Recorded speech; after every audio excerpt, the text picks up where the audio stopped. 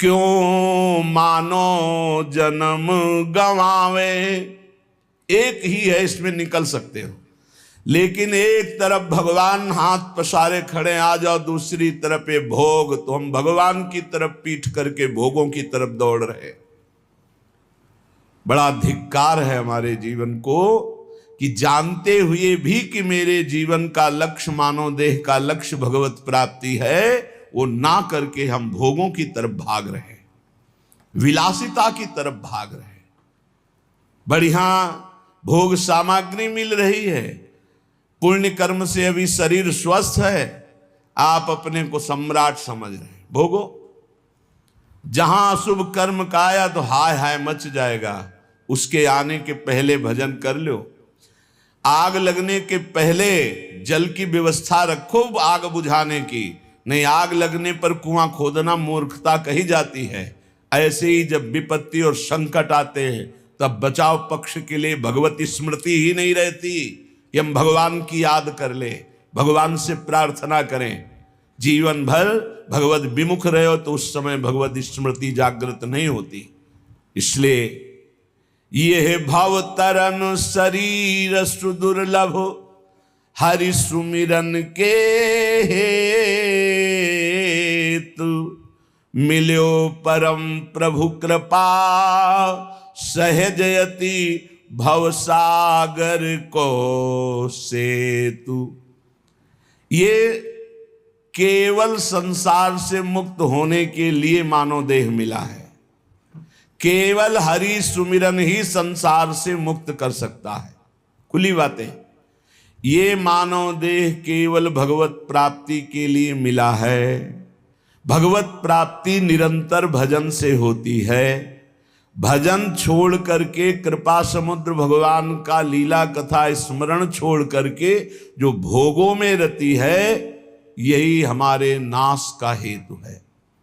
भजन छाड़ी विषयन seven so, होत से तु ये भंग, खात चपेटे बीतत फिर, भवनिधि की विषम तरंग।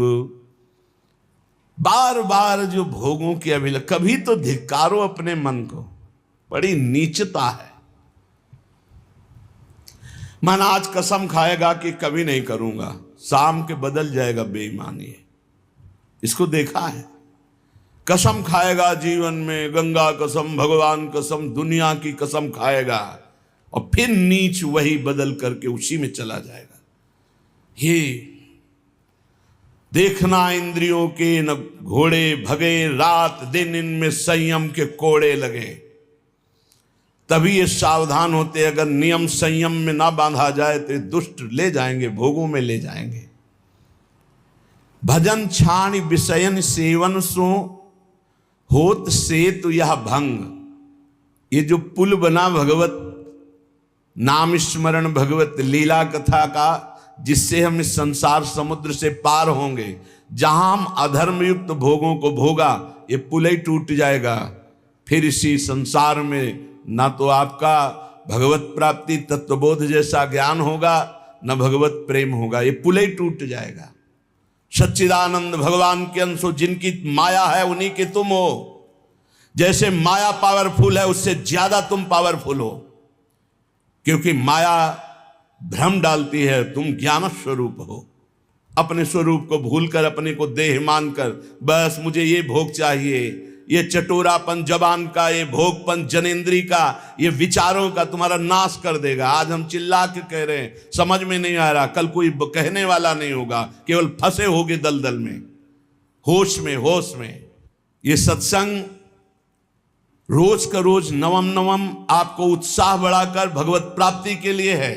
अगर आपने इस सत्संग को अपने लिए नहीं माना तो आप निश्चित समझ लीजिए बड़ी हानि हो जाएगी। आप अपने अंतःकरण को जांचिए, जो हम कह रहे हैं उसे पकड़िए। भजन छाण विषयन सेवन सो, होत सेतु या भंग। ये जो पुल बना था कृपा का, जिससे आप संसार समुद्र से पार हो जाते, नाम जप करना, लीला गायन करना, संयम से रहना, अपने दिमाग को प्रभु में लगाना। नहीं, वही मनमानी, हरि गुरु से भोग की चाह करना, हरि गुरु से अनुकूलता की चाह करना, हरि गुरु को एक सांसारिक तौर तरीके पे उतार देना। सावधान, ये पुल ही टूट जाएगा, रास्ता ही खत्म हो जाएगा, दूसरा रास्ता शुरू हो जाएगा। खात चपेट बीतत फिर भवनिधि की विषम तरंग, ऐसी विषमता उत्पन्न होगी कि करोड़ों जन्मों में भी पता नहीं कब भगवान की प्राप्ति का ऐसा संयोग बने। चूको मत, विफल होए नर देह मिलत नहीं प्रेम, नहीं भगवान शोक अशांति नरक की पीड़ा, मिलत महादुख खान। ये मनुष्य देह प्राप्त होना बेकार हो जाएगा। महान दुख, नाना प्रकार की नार की गतियां, नाना प्रकार की पीड़ा अभी आपको पता नहीं है, अभी आपको पता नहीं। अगर आप भजन नहीं करते तो इसी जन्म में नरक की वानगी तो मिली जाएगी, और परिणाम जो पूरा फल मिलेगा वो तो किसी से बताने नहीं आओगे। बहुत भयानक दुखद माया में फंस चुके अपने लोग। इससे निकलने का एकमात्र उपाय अभी अवसर है, अभी भगवत प्राप्ति का बढ़िया अवसर है। निरंतर नाम जप करो, भगवान भी भोग दे तो मत स्वीकार करो।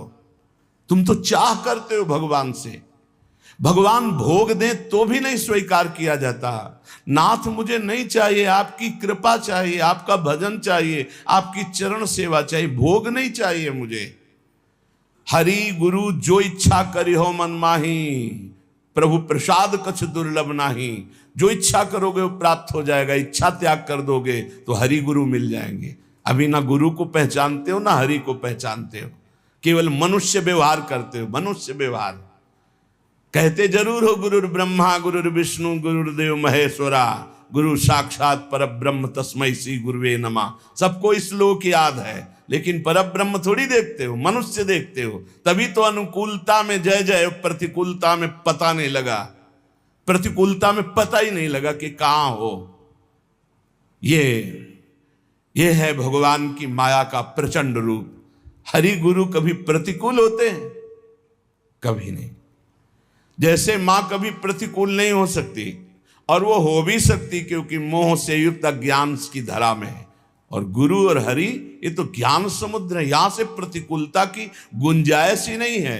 पूज्य राधा बाबा कहते हैं जैसे सूर्य भगवान से कह दिया जाए कि तुम्हारी ताकत हो तो अंधकार दिखाओ, वो दिखा ही नहीं सकते। ऐसे एक विनोद की भाषा में कहा जाए भगवान से कि तुम हमारा मंगल कर दो, तो भगवान की ताकत नहीं कि अमंगल कर दे, क्योंकि मंगल भवन है, अमंगल हो ही नहीं सकता। जहां सूर्य वहां अंधकार टिक ही नहीं सकता, जहां भगवान वहां मंगल हो ही नहीं सकता।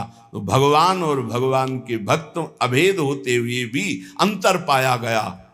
अंतर पाया गया, क्या पाया गया? भगवान की उपस्थिति हृदय में होते हुए माया बनी रही, लेकिन भगवान के भक्त का आश्रय लेते ही हम माया का त्याग करने लगे। मोरे मन प्रभुष विश्वासा, राम ते अधिक राम कर दासा।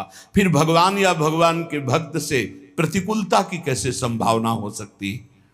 भोग त्याग करी विष समान तजी, ममता राग गुमान। छिन छिन तन मन धन सो केवल, करो भजन निर्माण।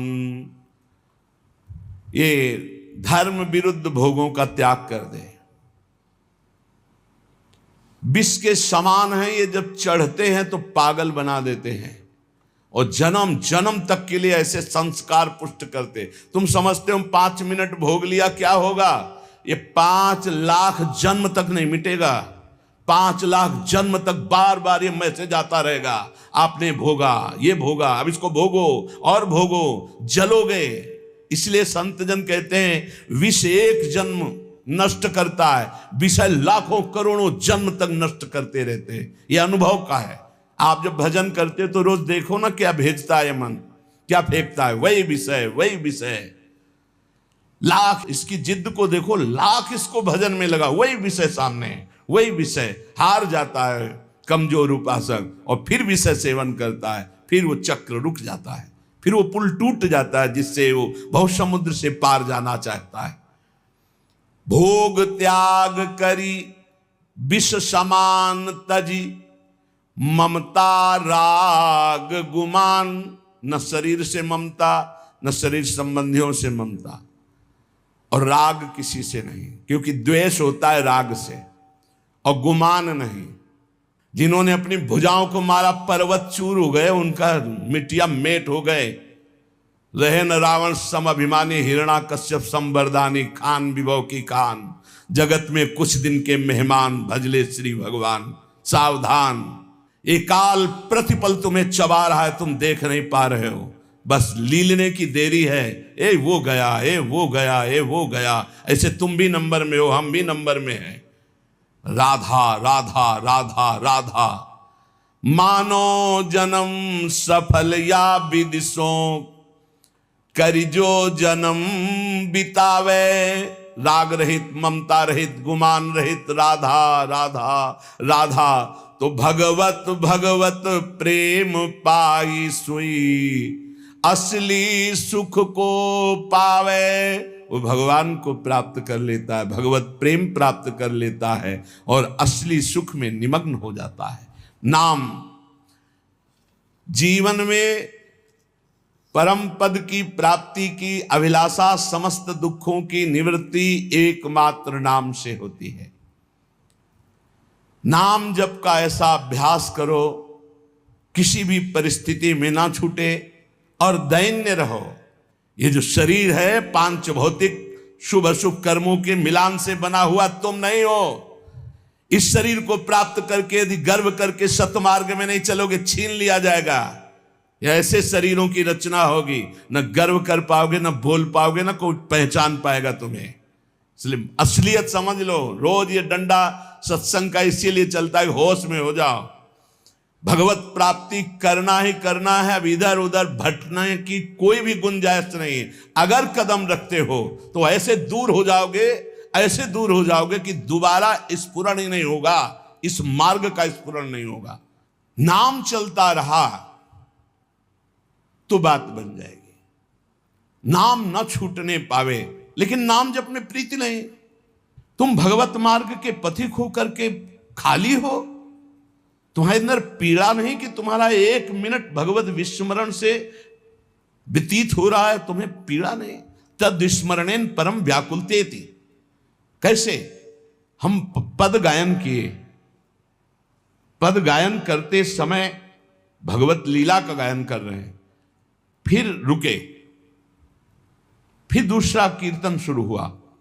उसके बीच में हमने कई बार नाम जप किया। नाम जप नहीं होगा क्या? व्याकुलता पैदा हो गई। पद गायन के समय हमारा कोई और चिंतन तो नहीं था, आभास मात्र हृदय को जलाने लगता है। क्या जिंदगी, क्या जीवन है, क्या जीवन है, ऐसे लगने लगता। और आप खाली आराम से बैठे हो और आपका चिंतन कहाँ है? आपको यह पता नहीं कि आप हो कौन, आपका यह पता नहीं कि आपका कर्तव्य क्या है।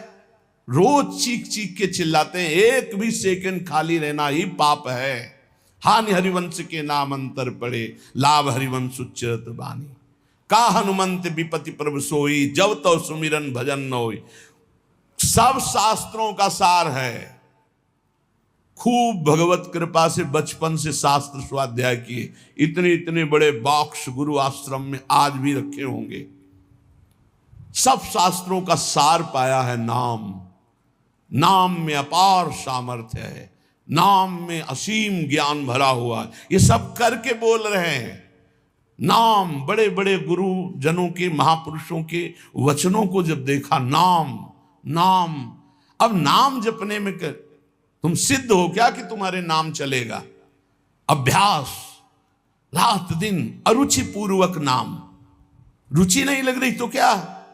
औषधि की रुचि ना हो तो क्या हम औषधि नहीं खाते? क्या खाते? हमें रोग मिटाना है। भवरोग की अचूक औषधि नाम। महाप्रभु चैतन्य देव, हमारा जो चित्त मलिन है, ये विषय चिंतन करते हुए विकार युक्त हो गया है।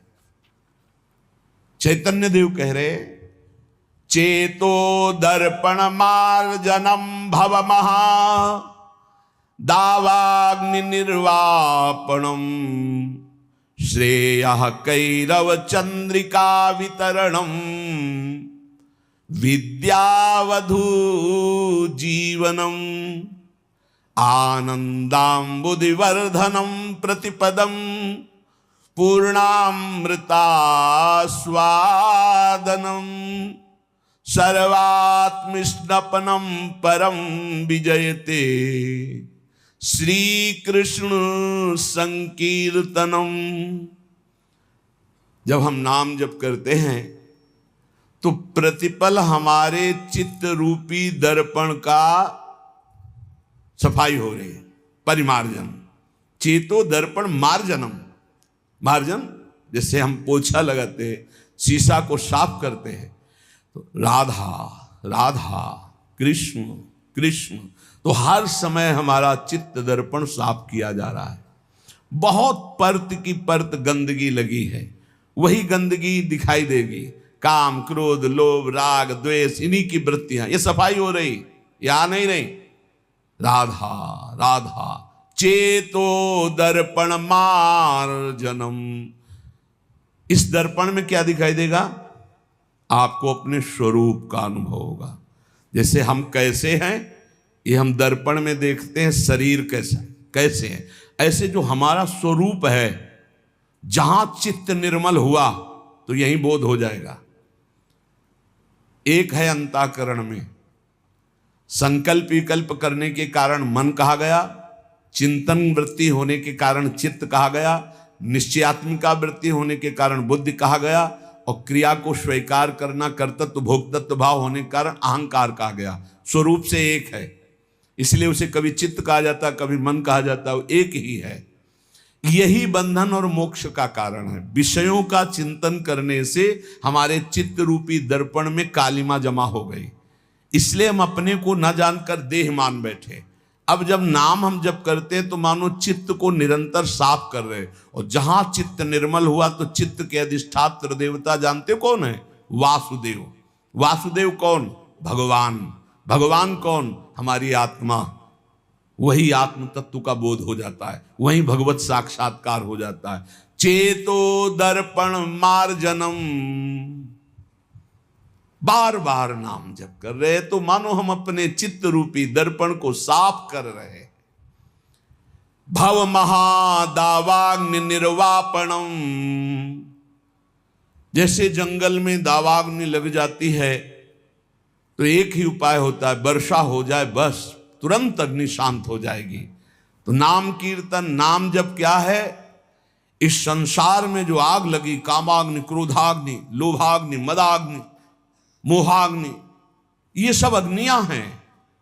इनको शांत करने के लिए नाम जप नाम कीर्तन क्या है? वर्षा है, वर्षा। राधा राधा राधा, ये सब शांत होते चले जाएंगे। कभी भी ना अपने मन को प्रसन्न करने के लिए कुछ गलत करे, और ना कभी किसी के मन को प्रसन्न करने के लिए कुछ धर्म विरुद्ध करे। नहीं, जीवन भर जलना पड़ेगा। शब्द लिख लो। अपना मन जब गलत मार्ग से सुखी होने की बात करे तो बहुत जलन होती, तो लगता है कर दो यार, शांत हो जाएगा। कभी धोखे में मत फंसना, ये दुष्ट तुम्हारे ऊपर चढ़ बैठेगा, तुम्हारा नाश कर देगा। ऐसे ही कभी किसी के भी मन को खुश करने के लिए कुछ मत करना, नहीं तो मर जाओगे अपने परमार्थ से, मिट जाओगे सतमार्ग से, और तुम्हारी वासना तुम पे हावी होके, और भय और वासना दो तुम्हें गुलाम बना लेंगी। ये कागज में लिख लो, ये अनुभव की बात कहता हूं, छाती के अनुभव की बात कहता हूं। महापुरुषों ने संतों ने जो शास्त्रों में लिखा है वो मन को जोड़ के लिखा है। कैसे अनुभव होता है? तुम्हारे मन में अपने मन को जोड़ दिया, पूरा का पूरा संपूर्ण मन का भाव आ गया, उसी को समझा जाता है। दावाग्नि निर्वापणम, भव दावाग्नि, संसार रूपी दावाग्नि को शीतल जल की तरह शांत करने के लिए नाम जप है, नाम कीर्तन है।